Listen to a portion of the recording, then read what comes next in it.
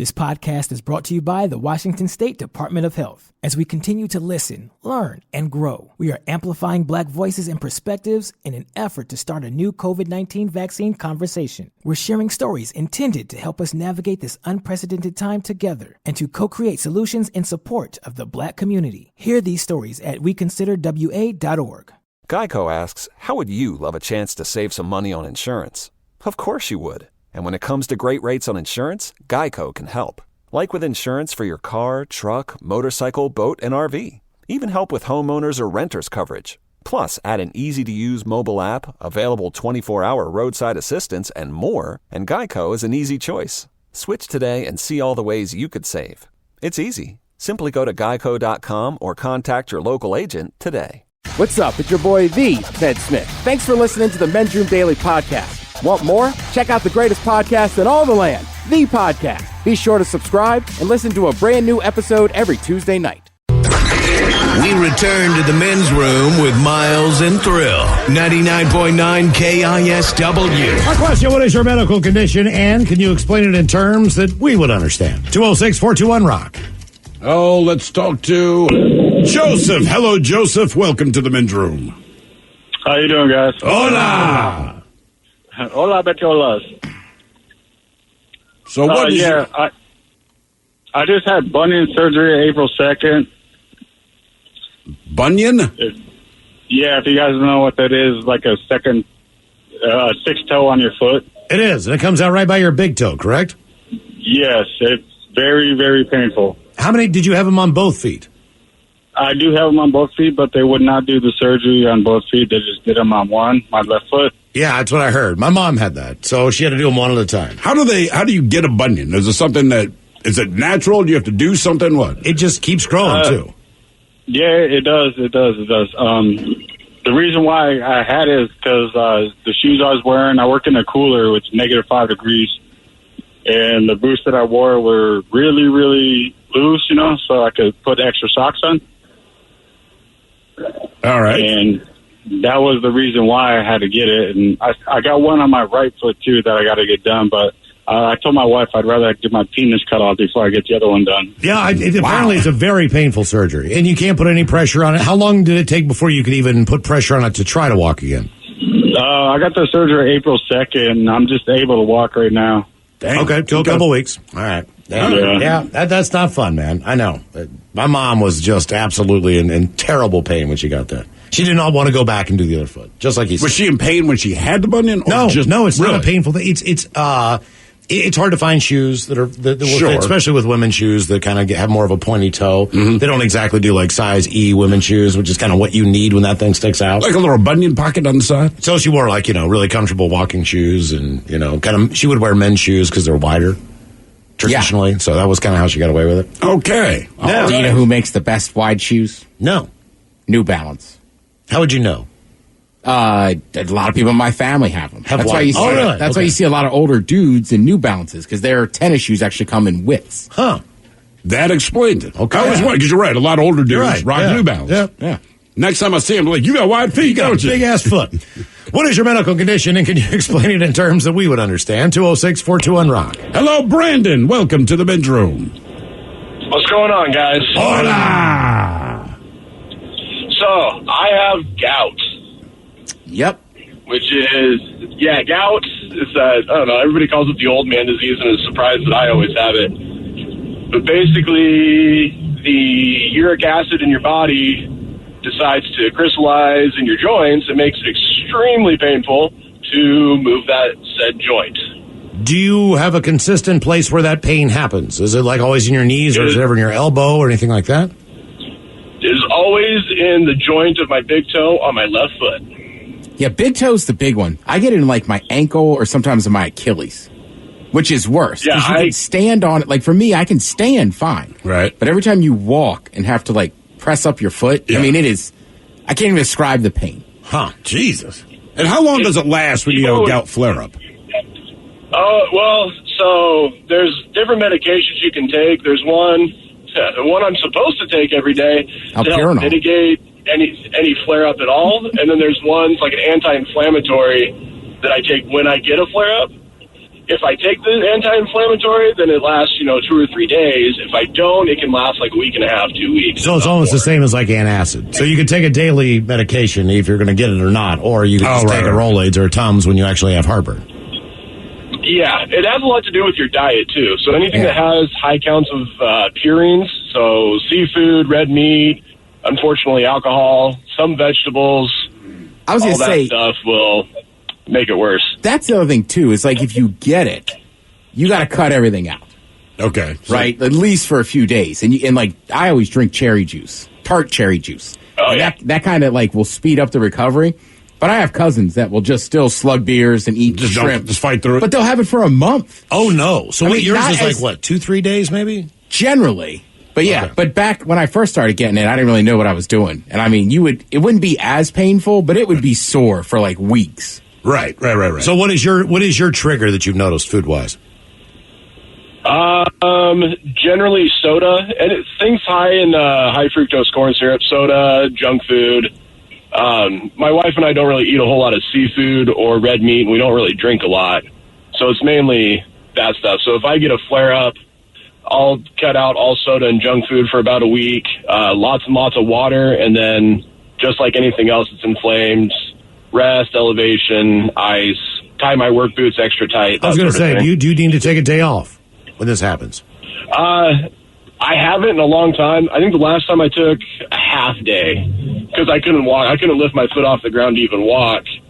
And with the jobs I do, I'm up and down a ladder, walking all over job sites and all that. But that was 3 years ago. Was the last time I had one that bad. Okay, so that was your last major flare-up. Last one major one enough to take a day off, but okay, all right. I'll get a flare up and you just tie the work boots extra tight and you can suffer through the day usually. Is flare up ever a positive connotation? Hemorrhoids flare up, gout flare up. I'm just thinking, have you ever used the term flare up and then something good? Mm-hmm. It's also weird too, because it doesn't start till the evening time. Usually when you're sleeping. Really? Like in the evening, right? Like you'll just be sitting there like something doesn't feel right. Then you wake up in the middle of the night and try to just like a sheet touches your toe and you're like, oh my God, I'm in pain. Wow. But it's also weird too. Is last time I had a flare up, I was on the East Coast, so I was like, screw it, I'm still eating blue crabs. And next day I was fine. Huh? That's crazy. Yeah, but he's right. If you get gout, you're supposed to take this one pill daily, so you never get it again. I don't do it. My cousins don't do it. Why don't you just do it? Do you want to? Do you take a pill every day? No, and I don't blame you. Yeah, you know what I mean? Like, I don't know what the hell it is. But it's like, right, like if you get it a lot, you know what I mean? Like my dad would get it like once a month. Okay. So for him, it's a no-brainer. But if you only get it like once a year, you just try to play the statistics and go, it's the same thing as heartburn for me. It's like, look, right. you know what I mean? Like, I could take a pill every day, over the counter. Yeah, I could do the same thing. But I don't. I just basically eat Tums when I go to get 7-Eleven pizza. But I did discover this, Ted. We have 7-Eleven Tums back there, 7-Eleven brand Tums. And yesterday, the 7-Eleven pizza gave me heartburn, just like the guy said it would. But the 7-Eleven Tums cannot overcome the 7-Eleven pizza. I just don't have They just don't have But we enough. feel like 7-Eleven Tums should label itself like not effective against food products from this store. From 7-Eleven. Right. Anywhere else, you're okay. Exactly right. He'll take care of any heartburn anywhere else. But just not our food. What is your medical condition? And can you explain it in terms that we would understand? 206-4200. Yeah. Heartburn sucks too. It does. That's always my joke. Over the years, I have not gotten heartburn nearly as much. But then I was also like, I stopped eating pizza rolls at midnight. That goes a long way. Really, really does. Mm-hmm. Hello, Mark. Welcome to the men's room. Hola. Hola. So I am a tad bit of a medical anomaly, and I'll just give you the gist. So I was born with a condition called trachea melissa. It's also called floppy windpipe. So the first 3 rings of the trach, of the 20 bronchial rings, were never formed. So I had to have an emergency surgery tracheotomy at 9 months old. And the trach came out, the airway collapsed, and I actually died for 45 minutes. I was heart dead, pulse dead, brain dead. I was in a coma for 3 months afterwards. Kind of a miracle. I've been on TV shows and all kinds of things because of it. Then, at the age of 40, I 3 autoimmune diseases. I got ulcerative colitis, Crohn's disease, and spondylitis. And then at the age of 44, my heart decided to create 3 extra pacemakers. Everybody has 1 pacemaker in their heart that makes it work. Mine decided to grow 3 extra. So I had tachycardia, which my heart rate would go to 250 beats a minute, Jesus. and then go to atrial fib and have nothing. So the 3 extras did not help you in any way. Like, I got a couple spare tires in case anything goes wrong. Right. Yeah, this is not a good thing. No, so but they have a pretty cool procedure. It's called the heart ablation, and they go up to your femoral artery and they ablate it. They poke a hole in your heart. You don't feel it because there's no nerves in the heart. But it's just kind of weird when they say, "Okay, I'm going to go in your heart and I'm going to poke a hole. We're going to obliviate it." Yeah, that's weird. They did that to my kid too. Did you say you were 9 months old when this happened? The first episode? Yeah, I was 9 months old. And so the trachea, until I was 5. the trachea, it stopped working, or it wasn't fully formed? Not fully No, formed. what happened is I was born with that. It was just mush. There was nothing to support the airway itself. So they had to put a trach in. And in the middle of the night, I rolled over because I was a tummy sleeper from my back, and the trach came out, and they couldn't get it back in, and I physically was just gone at that point. Wow. That is insane. That is crazy. But I will say this, in spite of all of these traumas that you've suffered, you have quite the vast medical knowledge for the average person. Right.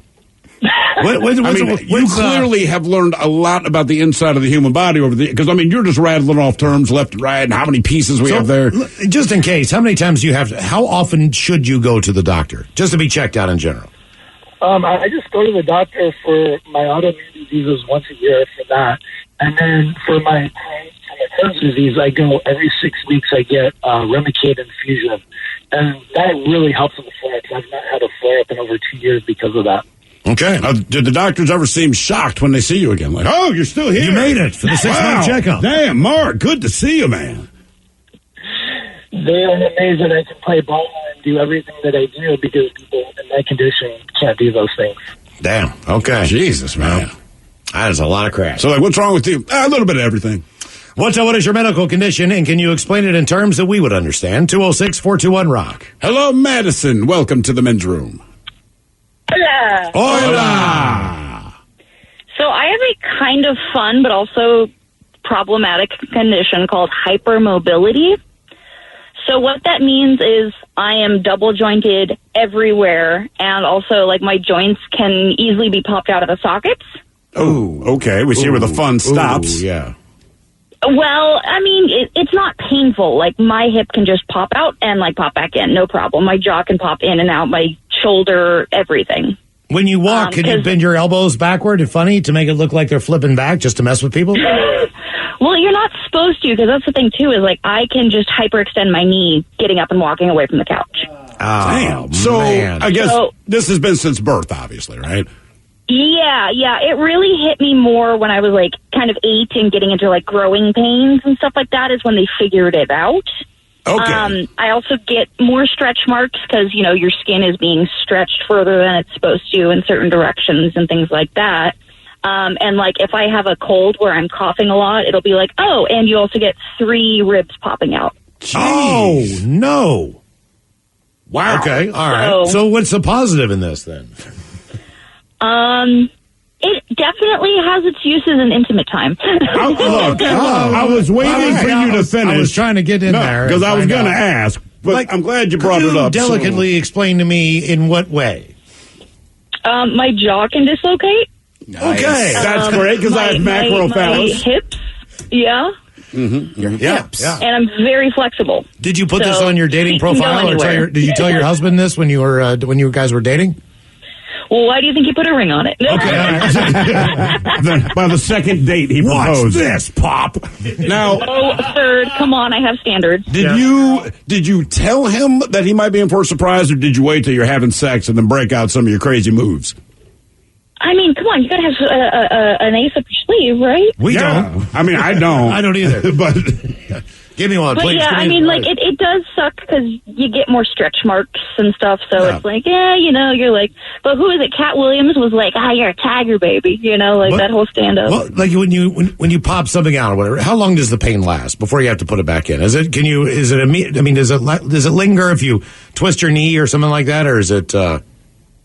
So I can tear ligaments and stuff like that pretty easily. It's not the popping in and out that hurts. That's just kind of like that feels out. Just go to the chiropractor. They pop it in, no problem. It's really more of like the tearing and the ripping and the needing to readjust of things. Like I just had my pelvic bone come dislocated, which I didn't even know you could do that.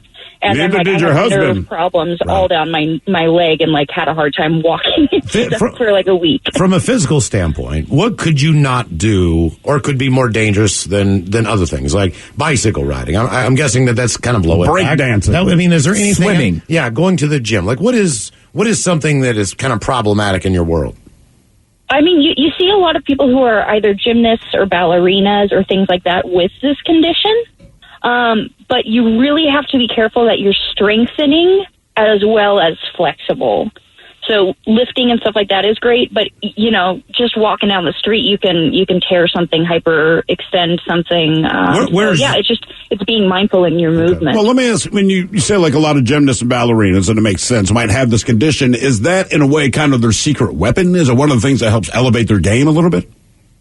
Hey, ace up the sleeve, right? Yeah. All right. Let me ask you this. Where is the worst place that you've had to deal with this? Like, where were you when this was an unfortunate event that this happened? Not the stuff in the bedroom. I'm talking about your shoulder, your elbow, or whatever. Sure. Yeah, I mean, it can be just something like, hey, I've been working long hours and being, folded over a computer desk, typing, can knock something out in my vertebrae. Probably like when things get knocked out of place and they pinch nerves.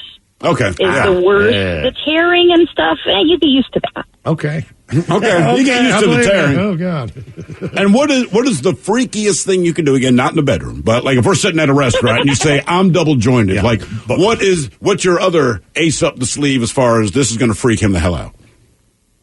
So like I can put my hand, if you put your hand like flat on a table in front of you, all right, and then I can turn it like 360 degrees and then bend my elbow, and it looks like the chick in The Grudge or The Ring or whatever when she's like coming down the stairs and she looks all like, man, we can make that's why your husband put a ring on it. Listen, when we have another if we're going to a bar sometime, we can make some money with you. Absolutely. You need to show up, man. $10 says right, give me the money. Yeah, definitely go to the bar with us. You can be our sideshow. Put 20 down. All right. Do you believe that she can? What is your medical condition, and can you explain it in terms that we would understand? 206-421-ROCK. I really was trying to be polite. Let her finish telling her tale, but then we were going to ask. Absolutely. No doubt about it. I'm just glad she went there. Yeah, and it's great in the bedroom. Well, she said there was a positive aspect to it, so I'm just curious after all that crap what that could be. It's a card up her sleeve. Mm-hmm. Someone said up her wizard sleeve, yes. Up her wizard I was about to ask how many cards she had up there. Up her wizard sleeve. Jeez. That was a comment. God, that's funny. Hello, Matthew. Welcome to the men's room. Hola. Hola. Yeah, so I'm 52-year-old white fat guy. Says so on his dating profile. That is my dating profile. Right. But when I was 19, they diagnosed me with asthma.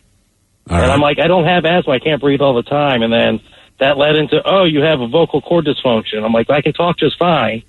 And then that led into COPD. Which is now what I have exactly? What's called sarcoidosis, which is a breathing condition prominently in 20 to 40-year-old black women. And you fit that demo perfect. I know. And so I breathe at 29% of most adults. Oh, damn. Okay. So, like, if you take a coffee stir and you duct tape your mouth closed and put a coffee stir in and close your nose, that's what I breathe through 24 hours a day, 7 days a week. So physical activity would be tough, right? And hence the fat guy. All right. Yeah. Because you can't exercise. Walk up steps. I can't exercise. Well, does that factor into your life? In other words, like you could never rent a townhome or own one. I mean, you have to be on the ground floor. Do you live in a rancher? You know what I'm saying? Yeah, I do live in a Rambler. I mean, I could walk up steps. It just takes me a lot longer. So going to the basement in your Rambler is a pain in the ass.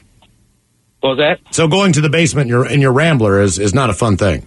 There's no basement. It's just one level. Oh, it's a slab. Okay. So, like, if you go to, like, we're going to go to Walmart, are you on one of those electric scooter kind of things, or will you walk through Walmart? I walk. I mean, I don't walk through Walmart, but well, I don't go to a Walmart. But well, I feel like when I picture someone on the electric scooter and I can't really tell what's wrong with them, I feel like we're at Walmart. Right, and I can walk. I just have to walk a little slower than most people, and I don't look like I have any issues, but I have a handicap tag. So when I get out, people are judging me and giving me a hard time, and I'm like, seriously, man? How often does that? I would have done it. How often does that happen? What do you mean? Someone calling you out or giving you a look like, yeah, you're handicapped. They always give me a look every time I pull into the spot, and it's like if I have a handicap tag, if there's a spot near it, it's like, do I take off my handicap tag so I can just park in the normal spot? Or you know what the problem is? The handicap tag has someone in a wheelchair. So our general evaluation is when you open the door, if you can step out of the vehicle, we instantly assume you're full of crap, right? Yeah. That's all you've done is you physically got out of your vehicle. Like, BS, there's nothing wrong with you. You can walk. Have you ever been in, like, a waiting room where, like, frankly, like, you're the white guy and, like, you bond it with somebody? It's like, oh, I have the same thing. A bunch of black women. Yeah, exactly. You're the white guy in there. No, haven't run across that. I mean, I've had 2 lung surgeries, and I went to a surgeon up here in Everett, and they, because I had like 7 lumps in my lungs, and so they want to make sure it wasn't cancer. So I go to a consultation to schedule the surgery with the surgeon. And he goes, oh, it's guaranteed it's cancer. You probably have 6 months to live. You need to get things in order. And your surgery's tomorrow morning at 5 o'clock. I'm like, oh, okay. And so I'm freaking out. I wouldn't tell my wife about it because I didn't want her to freak out.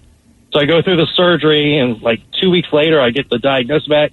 And the surgeon calls me up, pissed. They go, well, you don't have cancer, so I guess you'll be fine. You don't need to see me anymore. Jesus. Golly. I was like, holy crap. What a touchy-feely guy. Right. Yeah, sorry to freak out. I'm a cancer research scientist, so it's just crazy. Mm-hmm. Jesus, you got 6 months to live. You have cancer. Hey, my bad. You're fine. What were you thinking, Ted? Like, any of you ladies watch Atlanta? I don't know. That's just such a random thing. I just pictured him somewhere. Wakanda forever, am I right? Right? It's just like, I'm with you.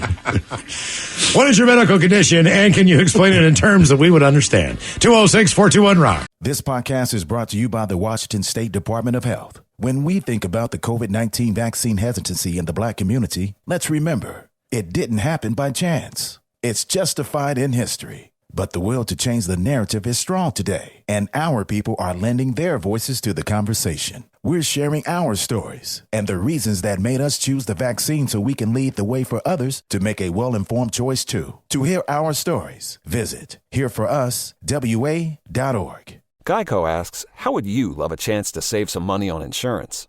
Of course you would. And when it comes to great rates on insurance, Geico can help. Like with insurance for your car, truck, motorcycle, boat, and RV. Even help with homeowners or renters coverage. Plus, add an easy-to-use mobile app, available 24-hour roadside assistance, and more, and Geico is an easy choice. Switch today and see all the ways you could save. It's easy. Simply go to geico.com or contact your local agent today. I'm Glennon Doyle, author of Untamed and host of the podcast We Can Do Hard Things. Each week, we talk openly and honestly about the hard things in life together with you. So join us and some of our dearest friends and greatest heroes to talk about anxiety, boundaries, parenting, infidelity, our bodies, loving and losing, all of the things that make us human.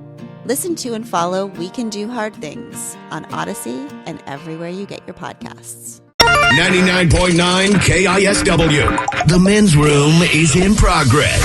First Sex Last coming up after emails on our question, what is your medical condition? And can you explain it to us in terms that we would understand? 206-421-ROCK. Couple of comments here. It says I had cancer when I was 2. Radiation to my abdomen. Well, it nuked my testicles. I can orgasm, but 0 sperm comes out. That being said, I can't have kids. I told my wife that if I only had one chance, I'm not going to finish that, but that's funny. Mm-hmm. Let's see here. Hereditary patellar chondromalacia. Damn it. Hereditary patellar chondromalacia. Any guess what that is? Say it again. Really? Hereditary patellar chondromalacia. So it's something with the knee. Oh, very good, very good. Because your patella is right there. All right, so 80% of the cartilage on the back of my kneecaps has disappeared. Oh, yeah. Cartilage does that. That's how I knew about the Osgood Schlatter. Because it was Which one was that? The Osgood Schlatter? There was this kid, and he was, I think he was a year younger than me. Anyway, he was like 6'8", right? Yeah. But he was a built 6'8". Okay. And so like the football coach would beg him to just try out. The baseball coach would just beg him to try out, but he couldn't get past the physical because he had that Osgood Schlatter. And what is the what is that again? Oh, the double kneecap looking thing. Something thing. Okay. Like, so that was his thing. Like, I have Osgood Schlatter, and everybody's like, "What the hell is that?" Right? Because you're 15 years old. You never heard that term. Like, sounds like a guy who played baseball in the 50s. I'm Osgood Schlatter. Osgood Schlatter. The knee man. What is your medical condition, and can you explain it in terms that we would understand? 206-421-ROCK. I don't know why, but the knee man sounds bad. The knee man. I'm like, I don't know what the connotation is. I'm like, you want to find out? Yeah, no. Hello, Teague. Welcome to the men's room. Hello, hola, bichola. Hola. How are you doing today? We're doing great. Better Teague. How than are you? everyone else that has called in today. Mm-hmm.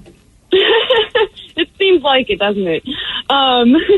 So what I wanted to actually call and talk to you guys about is a really rare genetic disease that I carry.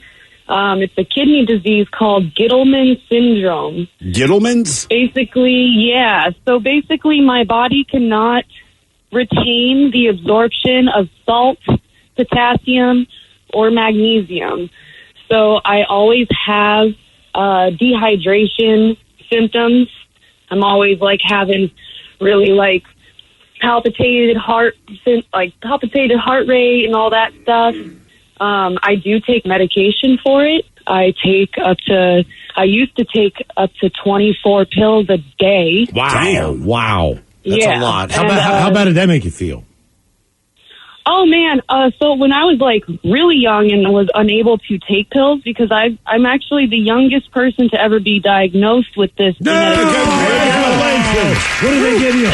Do you get a plaque? I mean, honestly, the way people believe you. You know what I'm saying? There's got to be somebody sign off on that thing. I mean, like my hole-in-one certificate. I haven't had no bronze plaque sent to me yet, but I've been waiting for one in the mail for a couple years now. I tell you what. What about the? What did you say about the salt thing? Now I'm trying to figure that out. You can't eat it, or you can't.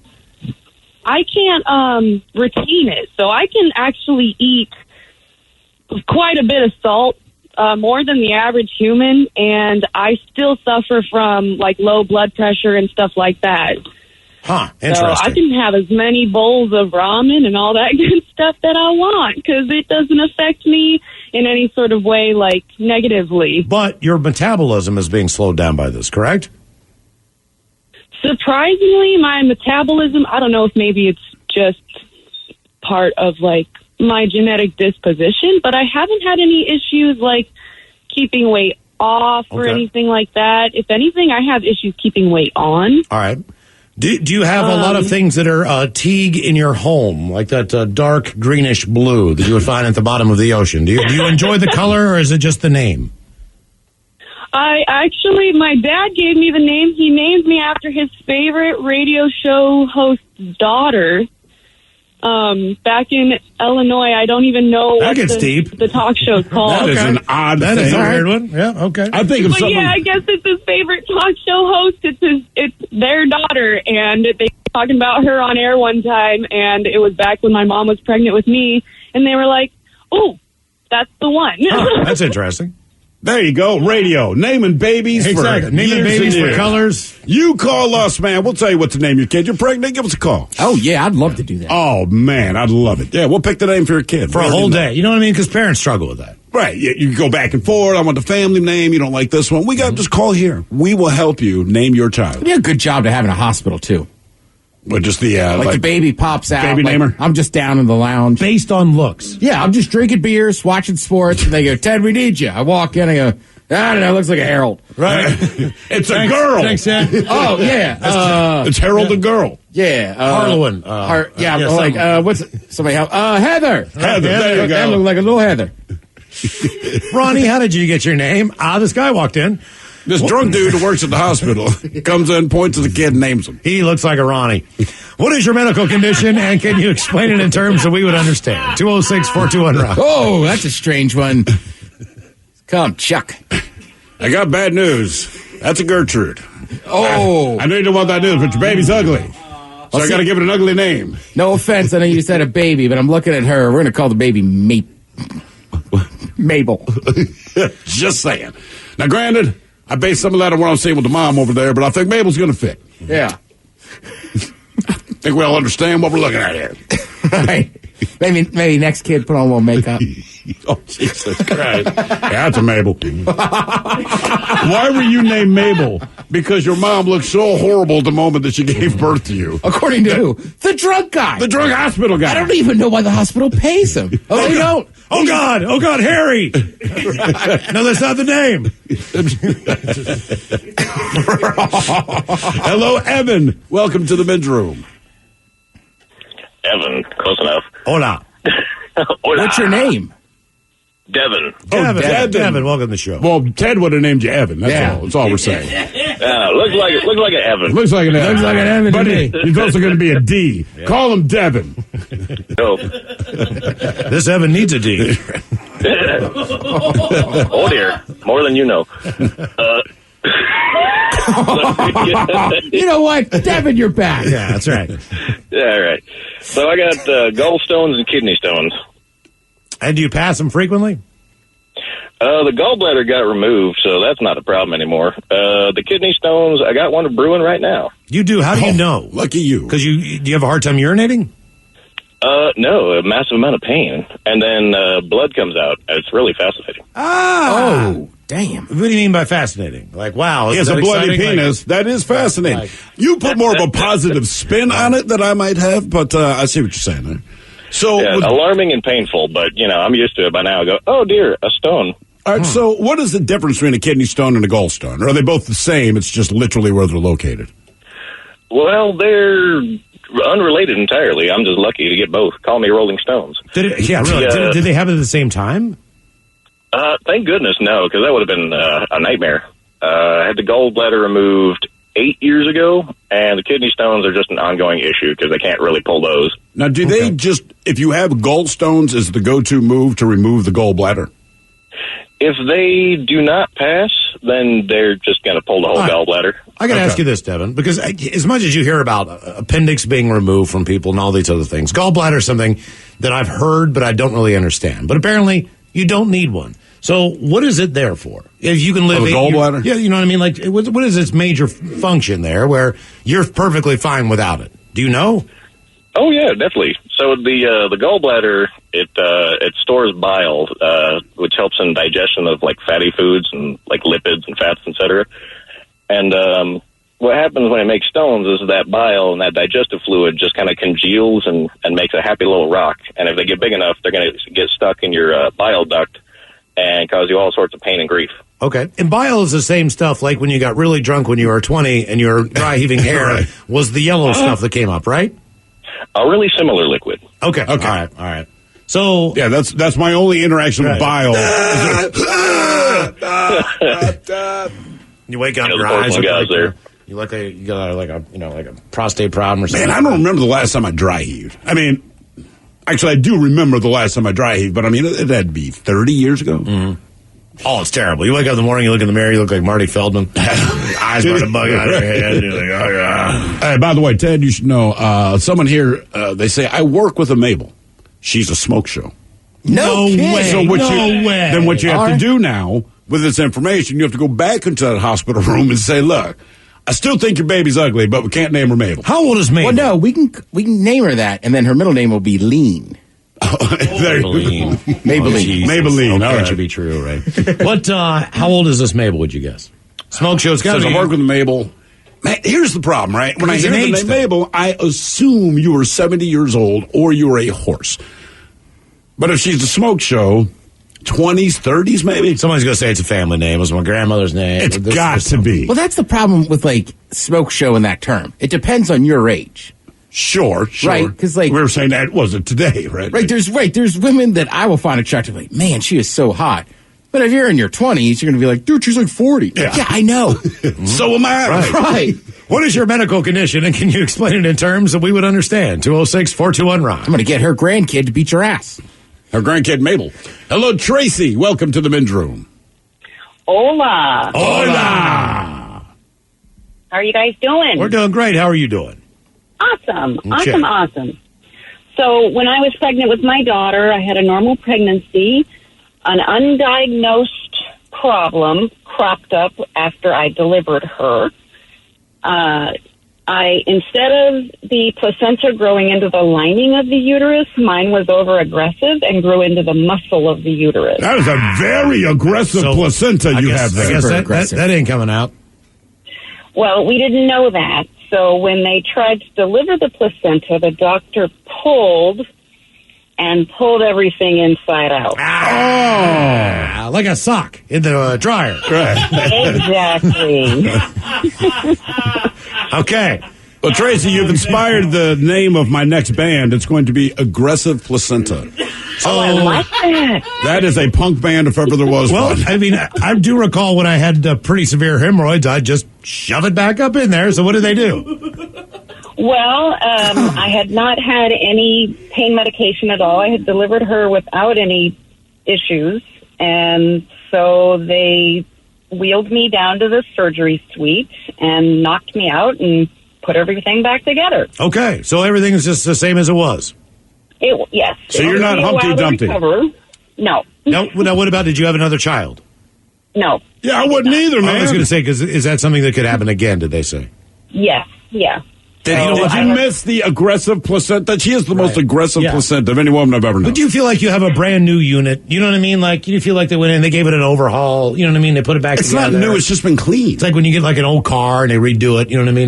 They clean the engine and they put it back in and they get. Yeah, kind of. Yeah, that's what I'm saying. I mean, it more like got detailed. No, but it's not brand new. They didn't give anything new, but they said, look, while we have it out here, we're going to go ahead and clean this up here and put it back in. Yeah, right. Make it look like brand new. It's like a cleaning crew coming to your home, you know? Mm-hmm. Yeah, I'm with Thrill. It feels like she got it detailed. Yeah.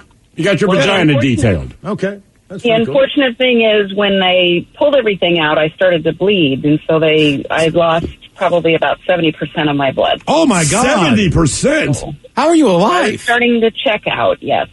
Wow. What? I had to have many transfusions, and I was fine. Okay. Well, let me ask you this: in that situation, and everything else that's going on in the world, when was the first time that you were able to actually hold your daughter?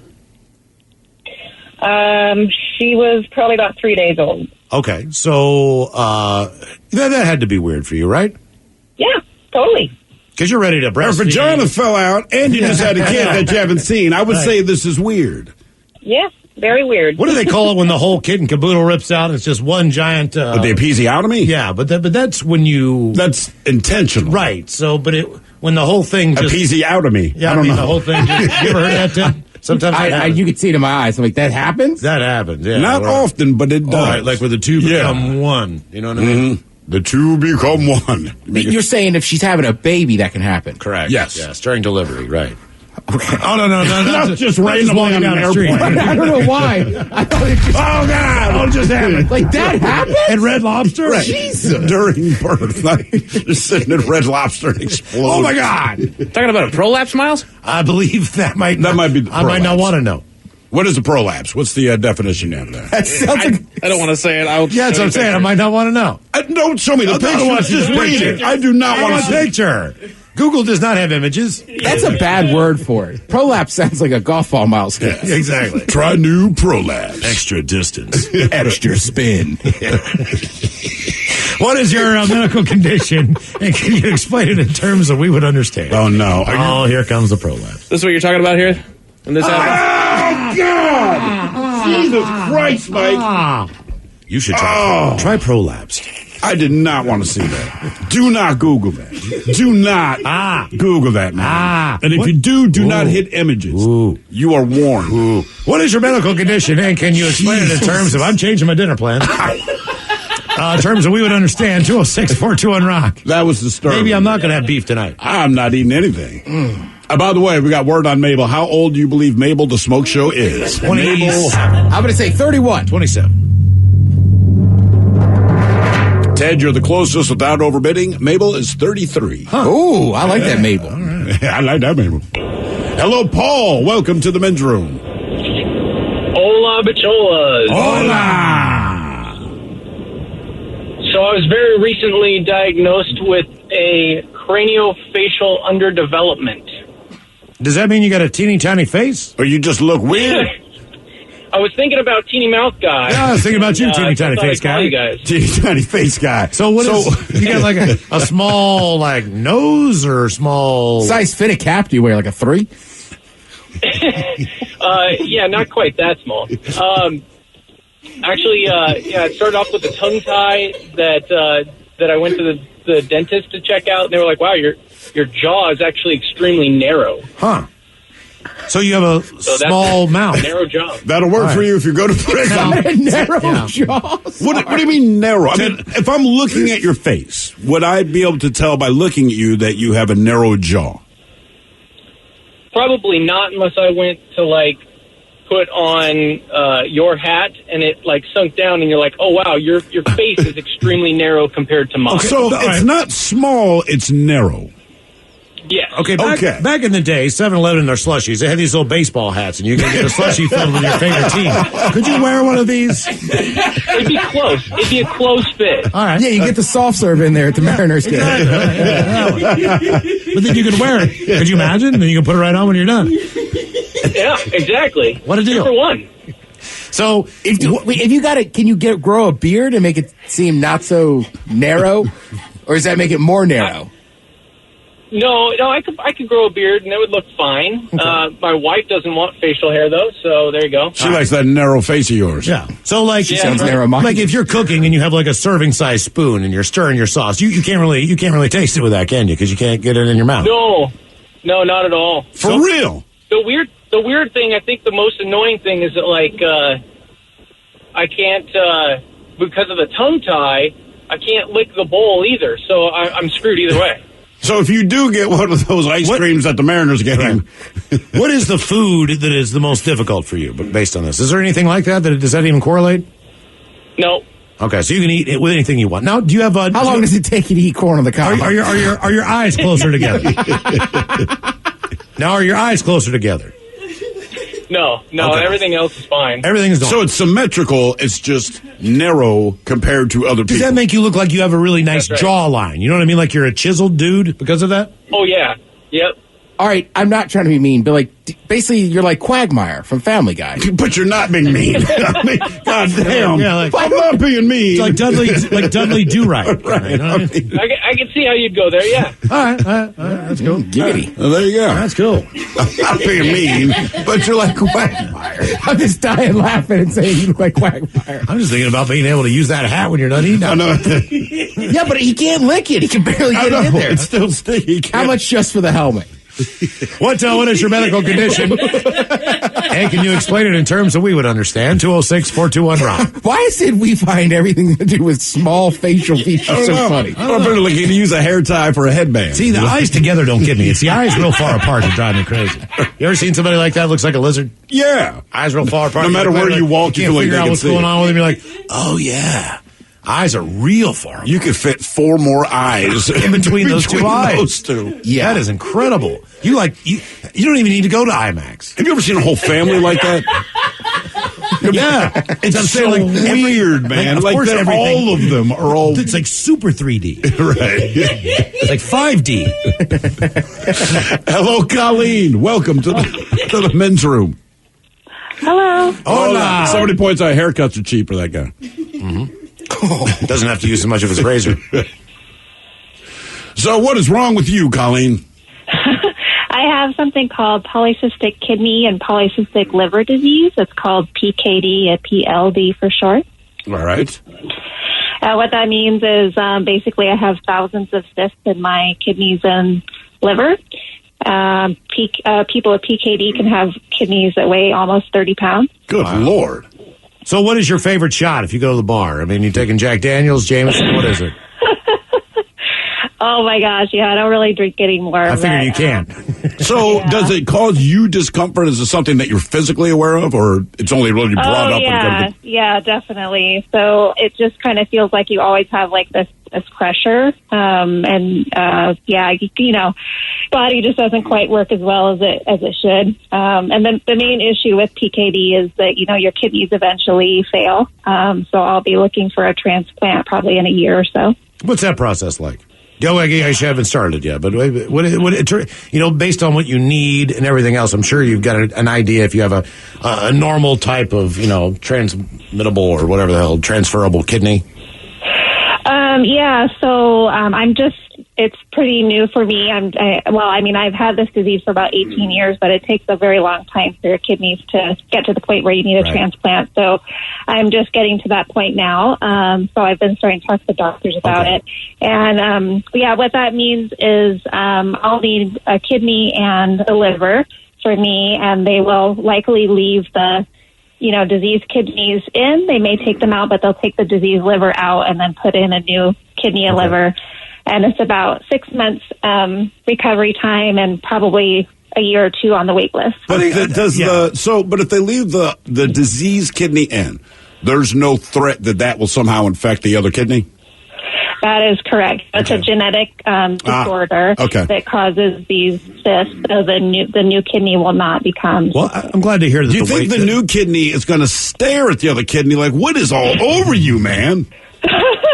I'm just glad the wait list is away. You are the scariest freaking kidney I've ever seen in my goddamn life. You're my neighbor now? Dude, you're covered in cysts. Well, man, when Barry White couldn't get a kidney, I was like, what the hell? How can Barry White not get a kidney? You know what I mean? Maybe he needed a special kidney. That's what I'm saying. It had to be something different, because if you're thinking you're Barry White. Well, what is your blood type, Colleen? I am type O positive. Okay.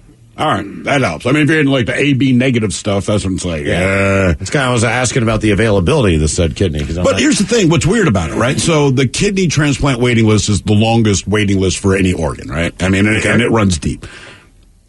So you got to think, on the one hand, if you are, O positive or whatever it is, most people are.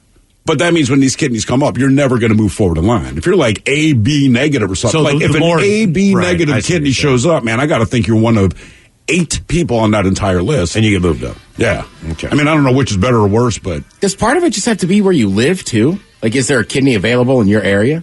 I don't know. When it comes up? I guess it's got to be by region, right? I drive to the kidney. It was like a 12-hour drive. I'd be like, I'm going to go drive and get a kidney. Right, but I'm just saying, it seems like that's something that has to be done quickly. So I can't imagine you could fly it across the country and be like, well, Miles is up in Maryland. What we do know is that you can drop it when you get out of the helicopter and you'll still use it. I'm going to drive and I'm going to use your nice cooler.